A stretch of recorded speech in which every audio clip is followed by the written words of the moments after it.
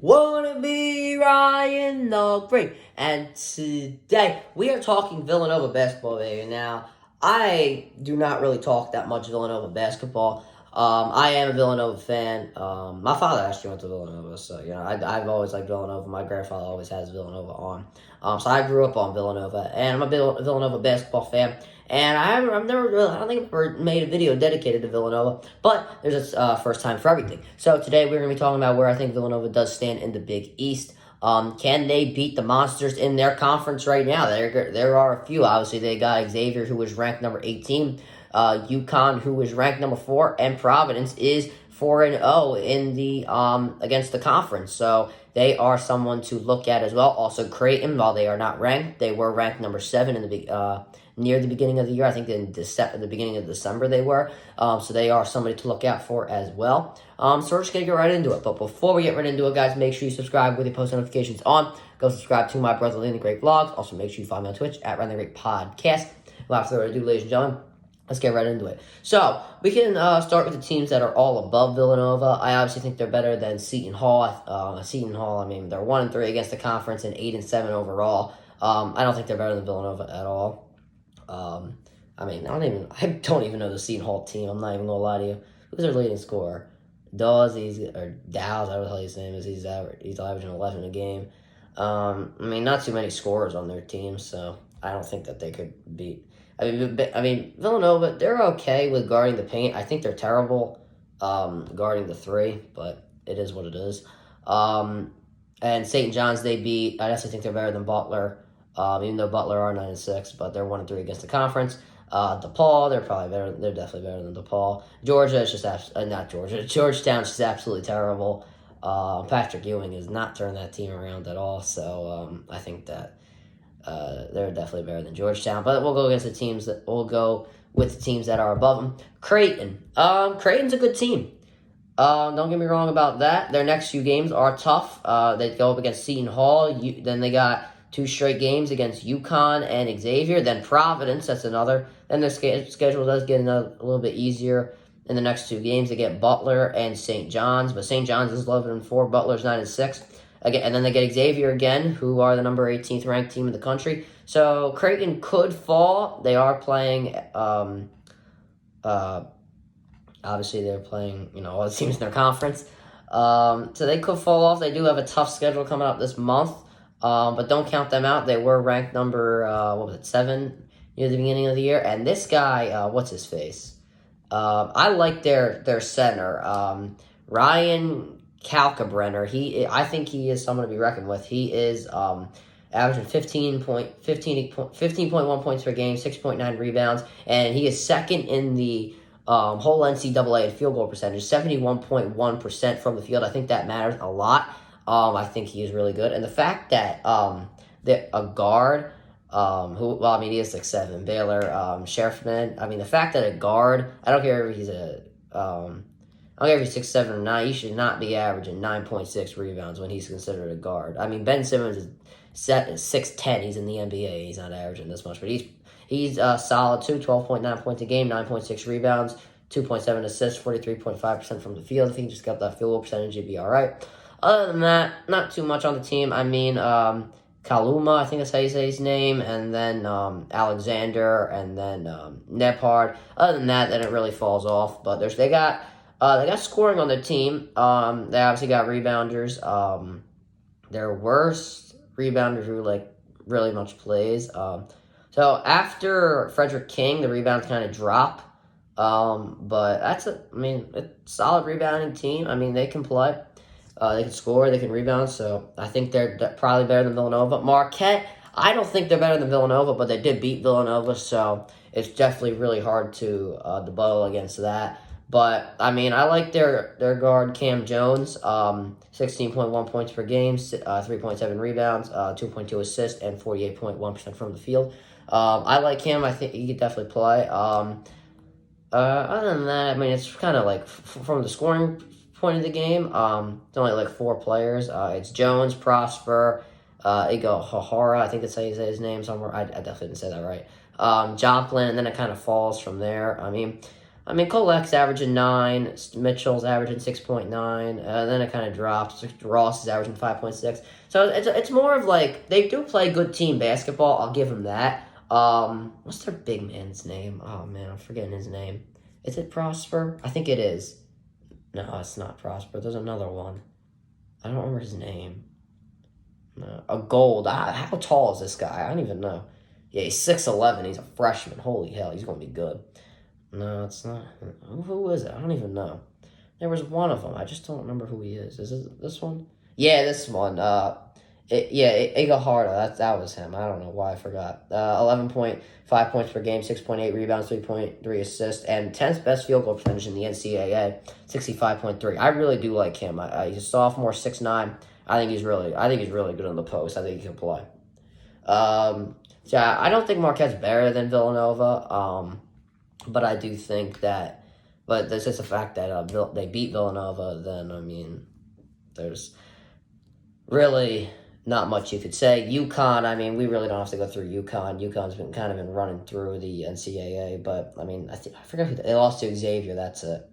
They beat Villanova. They've been beating everybody in their way. They're really not as much to say about UConn. Their team is, they got a squad. I don't even need to say who's good, who's not good. I mean, they all score. They're just a great team. Xavier, 18th ranked team in the country, definitely better than Villanova. I mean, they beat UConn themselves. I really don't even know where the hell were they ranked in the beginning of the year, because I really don't know where the hell they came from. Yeah, they weren't even ranked. They didn't become ranked until the 28th. Holy hell! I mean, they're just winning games. They're playing. I mean, their best scorer is Bohm, 16.9 points per game, 3.9 rebounds, 4.6 assists, 50% from the field. So, solid from him. Nuge is how you say his name. And then Fremantle and Colby Jones. I'm big fan of Colby Jones right here. He's got the 20th most assists in the NCAA with 50.6, 14.3 points per game, 5.2 rebounds, and 50.4% from the field. I do like them. They do have a good scoring group. I don't even know. They don't have, I guess you could say they do have a good scoring group. I mean, 83 against UConn, 84 against Xavier, 73 against Seton Hall, 102 against Georgetown, 79 against Southern. They do have a good scoring group, but averaging a lot of points, they don't. They're definitely better than Villanova. I do like their defense, though. They are holding teams down. The only game this month that a team was above 80 points on them was Georgetown at 89, but I think that's because Xavier did score 102. They might not have been great back on defense. And then obviously they got Providence, not a ranked team, but 4-0 against the division. So they're dominating our division right now. I do think they have played somewhat of a weak schedule. In the December games, they played Butler, Marquette. They did beat them in double overtime. Seton Hall, Albany, Manhattan, Rhode Island. And then in November, they played TCU. They did lose that game. Columbia, Merrimack. They lost to St. Louis by 3. They lost to Miami by 10. They beat Stonehill, Northeastern, and Rider. I think they have had a weak schedule, and really when it comes to rebounds and scoring, well, rebounding is really all Bryce Hopkins, who's averaging 9.5 rebounds a game. Crossville is doing well in the rebounds as well, 7.1 a game, so that's really all they need. But scoring-wise, I'm not that much of a fan. Hopkins, 15.7. Carter, 12.9. 12.7 from Coswell. Bynum, 9.7. Locke, 8.9. Then it's really downhill from there. Moore, 6.7. So I'm not a big fan of Providence's team, as you could tell. Do I think they're better than Villanova? I mean, I don't think have we even played them yet? I don't even think so. But it is what it is. We do play them at the end of the month on the 29th, so. Yeah, we haven't played them. I just wanted to make sure. But Villanova, they can't win in close games. I hate to say it. They can't win close games. It's a damn shame, but they have a really talented team. Daniel, 16 a game. Dixon, 16 a game. Whitmore, he's only played 7 games, averaging 11.7, but why did Neptune bench him at the end of the Marquette game? Why was he on the bench? That made absolutely no sense to me. Slater, 11.4. And then it's just like downhill from there. Longino, 6.9. Arcidiacono, 5.8. He's averaging 30 minutes a game. I don't know why. I'm not a big fan of Arcidiacono. He doesn't generate that much plays. He's only averaging 2.4 assists. He was expected to take a big leap from last year, and I haven't seen much of that. He's a starting guard, and he's not doing much. I like Armstrong, even though he's only averaging 16 minutes a game, 4 points. He's not just generating much plays. But I like him. I think he's really good. But yeah, Whitmore, he needs to play. I don't know. And the play calling has been absolutely terrible from Neptune. He called no plays at the game against Marquette. It was literally just make the extra pass and then try and shoot. It was literally just passing around the baseline until 2 seconds, and then they throw up some sort of shot. It was the most stupidest thing I've ever seen in my life.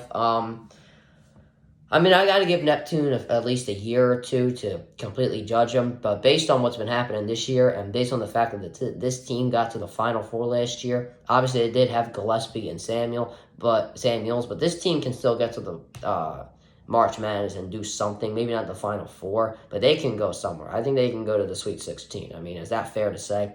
If they can just unlock their full potential. Also, they need a big man. Okay, is it time to say that? Their tallest is Eric Dixon, who is 6'8". They need to recruit a big guy. Villanova never has anybody that is tall. I don't understand who is responsible for that. They need somebody who is tall. It makes absolutely no sense to me whatsoever. I'm looking at, all their forwards. Oh no, they got this guy Patterson who's 6'9", but has played 4 games and is averaging 2 minutes. So, that makes a lot of sense. But it's a problem. They need to, and they also the Joe, whoever the hell his name is, he's 6'9", but they need to find a 6'11", 7-footer. This is Villanova. We're one of the best college basketball schools in the nation. You're telling me we can't recruit a 6'11" guy? That's one of my biggest problems. But that's going to do it for today's video, guys. If you guys aren't a fan of Villanova basketball, well, then I don't know what to tell you. But make sure you subscribe to the post notifications on. Go subscribe to my brother, Ryan the Great Vlogs. Also, make sure you follow me on Twitch at Ryan the Great Podcast. And as always, Ryan the Great out. Peace.